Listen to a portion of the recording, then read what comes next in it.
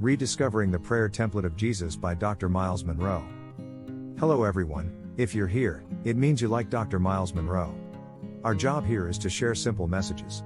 Today, we are talking about his message on the topic, Rediscovering the Prayer Template of Jesus. Jesus was the perfect example for mankind. He gave and showed us good examples in every aspect. Prayer is talking and listening to God. He knew that we will have difficulties communicating with the Father, so he gave us help. He showed us a procedure to successfully communicate with him. Jesus gave us a template. A template is a procedure that you should use when you approach the government to make a petition. When you study the template Jesus gave, you discover that it has everything you need to get to your government and make a petition. The Lord's Prayer, as we know it, is not actually a prayer. It doesn't get you results, but it shows you how to pray in a way that will get you results. Jesus gave the Lord's Prayer, as we call it, when he was asked a question about how to pray. He wasn't saying that as prayer. Imagine someone asking you how to write a letter and you give the person an example of how a letter is supposed to look like. Then next thing you know, he is repeating the same letter to everyone he writes to. When he wants to write a letter to his friend, he writes the exact same thing you gave him as an example. To his mom, the same thing. Doesn't it sound dumb? It is really dumb because the information to the different people was supposed to be different.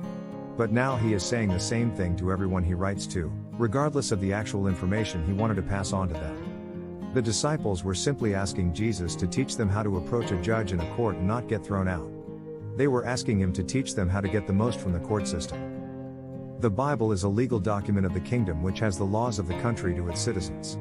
When you go to court, the person that comes to help you is a witness. He proves your case. You are using a legal document to prove your case, and that is why it is called a testament. Prayer is like you standing on the witness stand and telling God, based on the word which is the law, you promise me this or that. And I qualify for it as a law-abiding citizen. I have a right to the promises in the testament. Not every prayer made is answered by God. There are some he dismisses because the procedure is wrong. A judge gets really irritated by a lawyer who hasn't prepared for his case because he is supposed to know the procedure. It is a serious waste of his time and he can easily be thrown off balance. No matter how much you cry or beg in court, your case will only be heard when you follow the right procedures. It is not about what you do but how you do it. Kingdom is about putting law in its rightfully place. Problem is, our generation has tried to suppress the law to depend solely on grace. Grace is what Jesus came with, but he didn't bring it to cancel the law. It helps you to enforce the law so it can work in your life.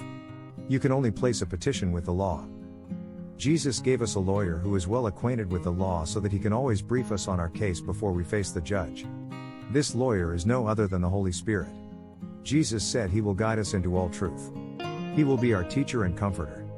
He will show us the things Jesus was trying to show man in detail. We honestly do not know how to pray sometimes. That is why we need the Holy Spirit to help us make our petitions to the Father. The point is, the Holy Spirit knows the will of the Father concerning our lives, which we are most of the time oblivious about. He prays for us in utterances that cannot be understood. The Holy Spirit is our heavenly prosecutor. Prayer, which is petition, requires citizenship. As a foreigner, the rights of a citizen do not apply to you. Now, petition constantly reminds the government of the legal rights of the citizens.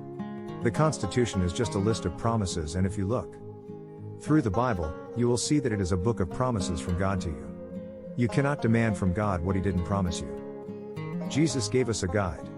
This guide was a combination of concepts that he put together to show us the different areas of our lives we ought to pray for. Break the template down statement by statement and you will see the bigger picture. He starts with our Father. This is keeping aside selfishness and telling God that you do not come for you alone but for others too. This too is acknowledging that God is your source. The statement in the prayer tells us that our source is not on earth, but in heaven. This tells us that our source is unlimited. He doesn't run out of supplies. Holy signifies his difference because of his standards. Jesus was telling us that we are talking to someone who is not like any other anywhere. So never compare him to anyone.